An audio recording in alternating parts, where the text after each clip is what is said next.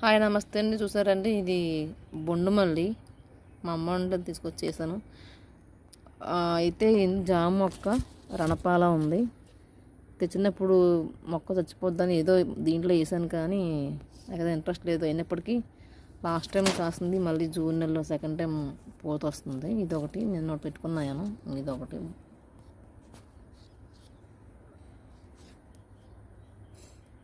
ఇదో మొగ్గండి. ఇది కొన్ని మరి పువ్వు కొంత ఎందువల్ల మరి నిన్నే పూసింది, కానీ ఎండిపోయింది. ఇదొకటి ఈ ఒక్క బకెట్లోనే 3 రకాల మొక్కలు. ఇది జామ మొక్క, రణపాల, దాంట్లోనే బొండిమల్లి మొక్క. Thank you for watching.